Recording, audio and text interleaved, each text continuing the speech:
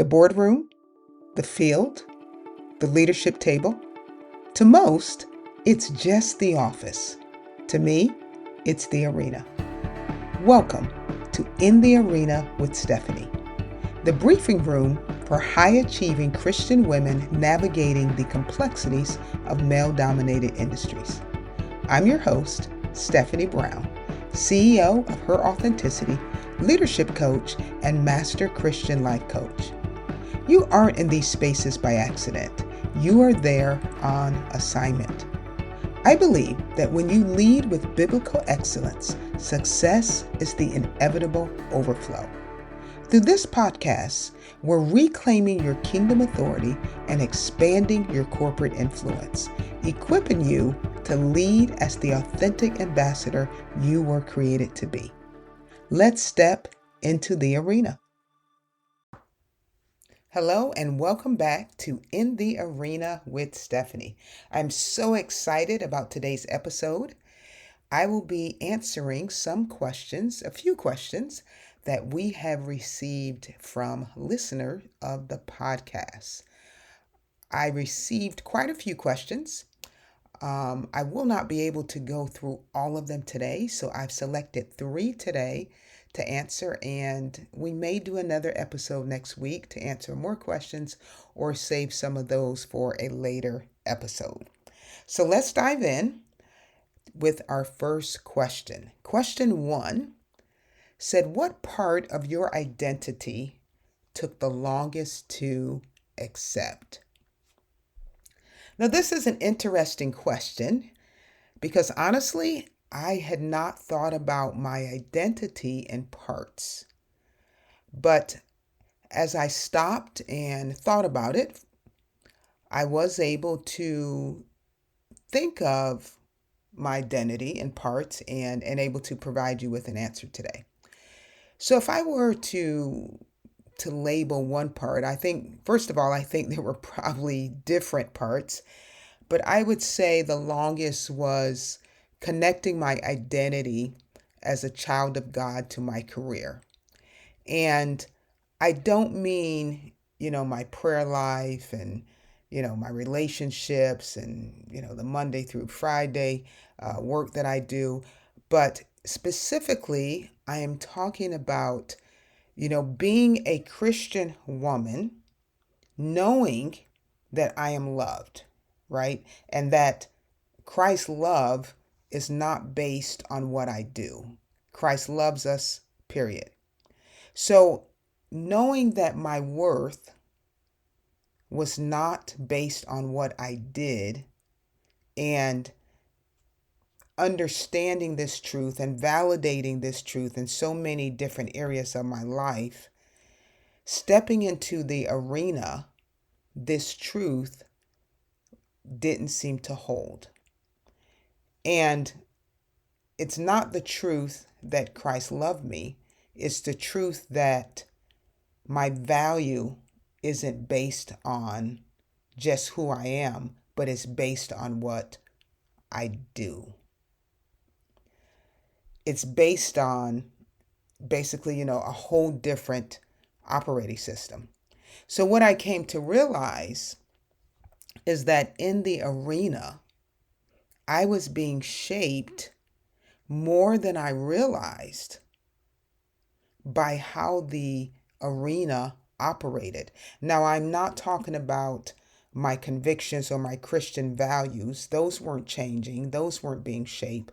But how the arena operated was shaping me. So let me give you an example to make this a little bit more clear. In the arena, in corporate America where I was, we literally had a yearly assessment that was called a performance-based compensation review. Keyword I want you to focus on is performance, okay? Even though those conversations at the end of the year included conversations around growth and development, it was still based on performance. So the language of the arena was telling me that my value was being measured and advancement was only earned by performing, by working hard. So if I wanted to get to a certain level, it was based on my performance. And what was interesting is that I can remember times having that conversation with my manager and having a great conversation and getting a really high performance review where, the manager would say to me, "You're doing a great job. So just keep doing what you are doing." And whenever I would hear that line, that sentence, immediately I would think of the word insanity, which says what?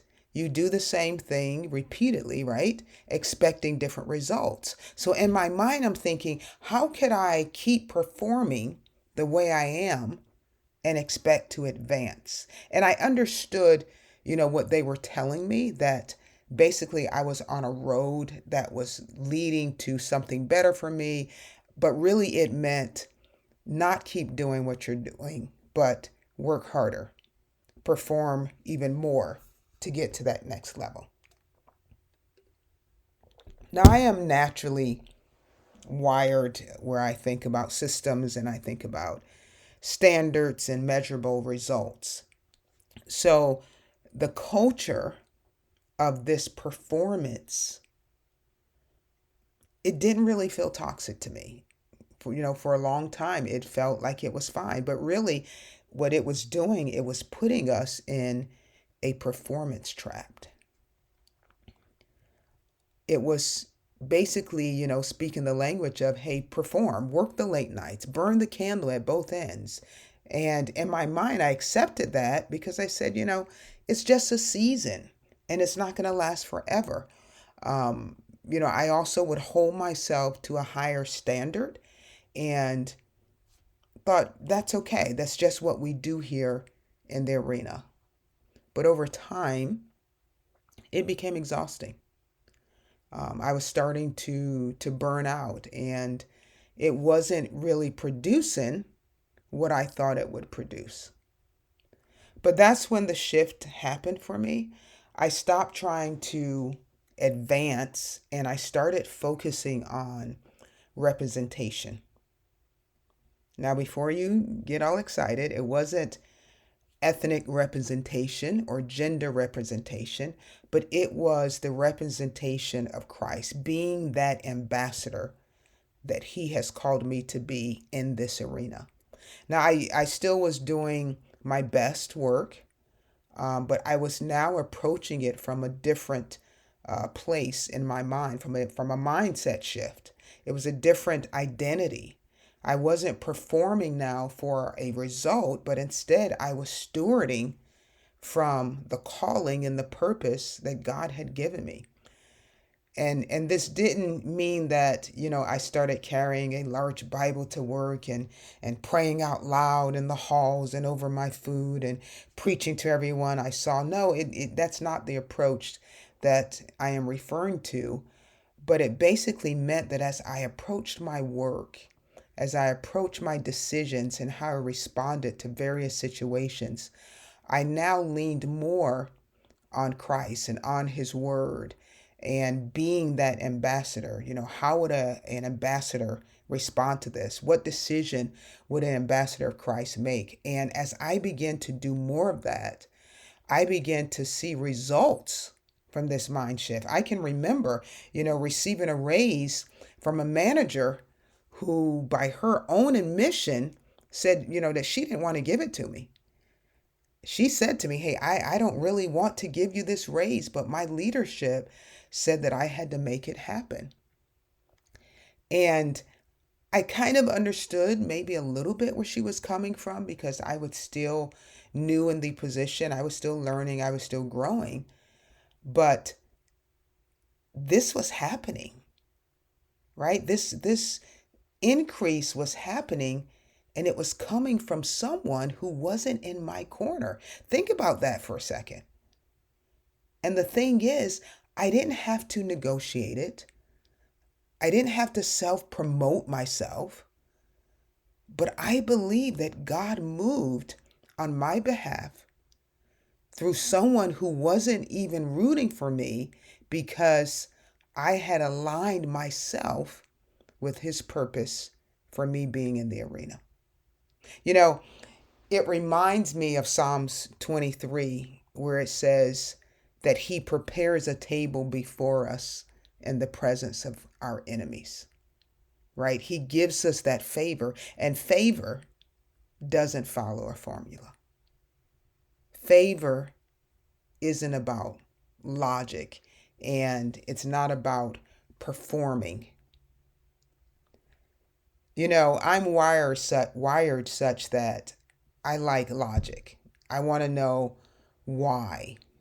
I want to know what's behind results, why things are happening. But one of the things that Ray's taught me is that, God doesn't operate on a performance review cycle. It helped me to learn to receive the plans that God has for me in the arena, even when I can't explain them or they don't make sense.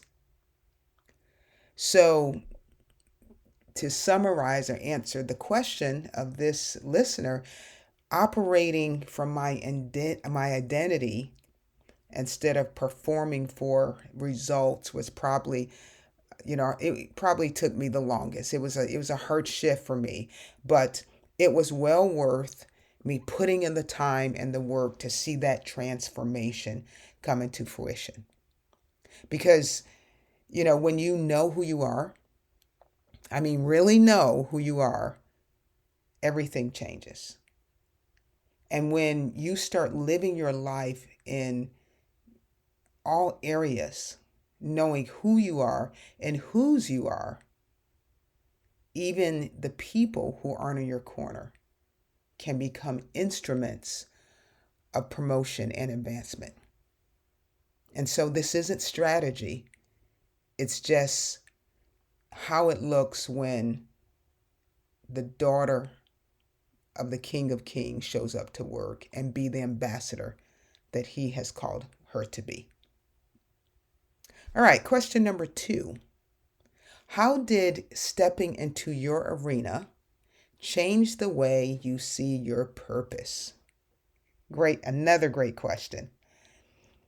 Well, first, when I stepped into the corporate arena, I was young. I was in my 20s, early 20s, and I was also a new Christian.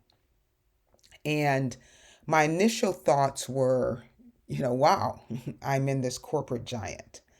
It's a place that I can prove what I'm made of. I can advance. I can move up, and it was, somewhat overwhelming, but it was very much focused on my career and that advancement. What I didn't know is that when I walked through those doors, that God had a different agenda than mine.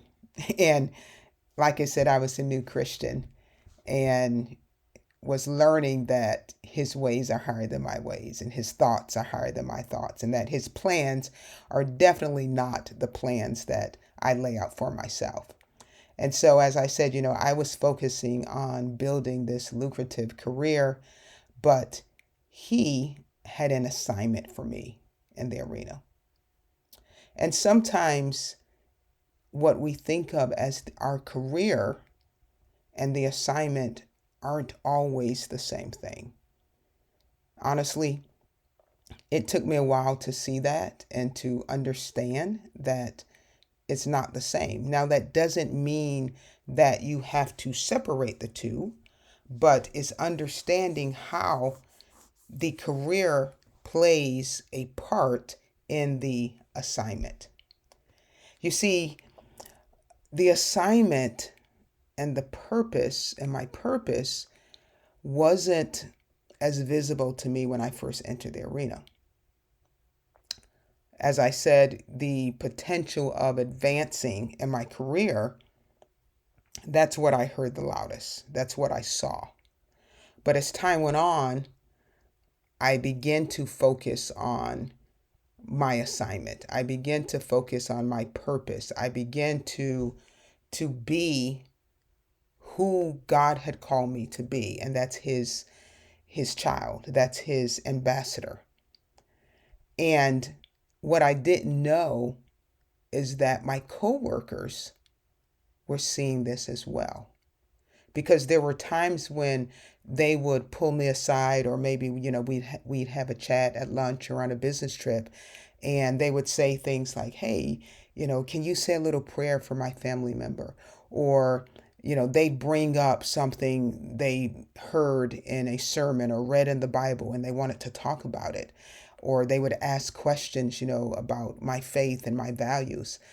And this was, I thought this was really awesome because they felt like I was a safe place that they could confine in for these type of conversations. Now, on the surface, this may sound like we were just doing some small talk, but you need to understand what was really happening here, because these were professionals. These were high performers. These were women and men who were navigating, the male dominated arena, the male dominated metrics, and, the performance reviews, this whole environment. But in the middle of this arena and this environment that's based on performance, there were people who were spiritually hungry, and they needed a safe place to have these moments and to seek after that hunger. And as I said, I wasn't loud with my faith, but I was consistent in living it out. And they could see that. They could see that consistency in my values. They could see that consistency in my faith. You see, I learned that consistency over time in a corporate environment, and in any environment really, it builds trust. And trust makes people feel safe. And safe people become the ones that others seek out when, they're carrying something that's quote unquote non-corporate related. It's something, that you can't put in a spreadsheet, like spirituality. And so they would seek me out. They watched me before they did it. And like I said, they could see that consistency. And it was those moments when I just felt like my purpose and my assignment for being in the arena was definitely a lot bigger than my career goals. It even allowed me to invite, some of my coworkers to events and things that were happening outside of the corporate arena, because that trust and that relationship had been built. So I was able to invite them to a church service when I felt like we had, come to that place in the relationship and our conversations. I invited them to some of our dramas that we were having at our church. And it was awesome because they stepped out of that corporate arena. They stepped out, of those routines into a space in church or at a drama or, something of that nature where God could meet them in a different way than they had met him in the arena. One of the things that I thought was pretty awesome is when I moved from one state to another, still at the same corporate company, and talking with, some of those people. And even after I left the company, some of them still inquired about those events. Hey, are they still having, those events at that church? And this just showed me that there were seeds that were planted in the arena, seeds that were planted, in the hallway, in those conversations, in that corporate environment that was still bearing fruit. And it was still bearing fruit in lives later, years later, that I didn't know at the time that it would do. So God's purpose, that's bigger than my career was something that I could not check at the arena door. It was something that I had to live, in my cubicle. I had to live it in the conference room. I had to live it when we would go on business trips. I had to live it when I was communicating on Slack channels or on Zoom meetings. Um, and this is an area that, along with the identity work, that I do address with women when they enter into my coaching program. And then question number 3, and this is the last question that I will answer in this episode. It says, what are you becoming right now? Another interesting question, and I want to answer this question honestly, as I've done the others, and base it on where I am right now. So becoming right now looks like me getting clarity on a vision. I have a vision. It's a big vision. It's so much bigger than me. And I'm also building the bridge to that vision at the same time. The challenge I'm having, a little bit of a challenge, is that I like to have all of the intricate details of the vision before I start building it out. But I'm not doing that. I'm building and I'm clarifying simultaneously. And if you've ever been in this place, you know that it's uncomfortable.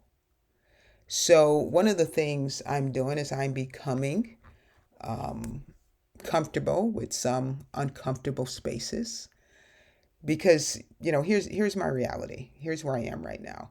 I'm retired from the corporate arena. And, that's me retiring after showing up, serving, building, deploying, right? And so I stepped out of that arena. I stepped into a startup arena for a few years, and at the same time into the entrepreneur arena with my current company, Her Authenticity. I'm writing my second book. Do have a playbook out, and I'll tell you a little bit more about that at the end. But I'm also writing a second book that will be coming out as well later on this year. So honestly, there's a lot going on right now, and I want to move faster. But I know that there is a pace that I need to take. There's a process that I need to go through. So, who am I becoming during this time? First, I would say that I'm becoming one who is learning to surrender. And not just, surrender from the sense of, God lead my life and God, I submit to your will. Yes, that part definitely. But also surrendering and trusting him with the pace of this season that I'm in. So it's kind of a different type of surrender. Because I believe that God has given me the vision, and he is the author of the vision and the season that I'm in. So I believe that he can show me the pace that I need to go. So I'm becoming a surrendered pace follower, if you please. Second, I'm learning that the process is not always linear. And again, for me, being wired kind of with structure, I like having a linear process, but the process isn't always linear. And it may not always look like things are productive on the outside, but productivity is happening.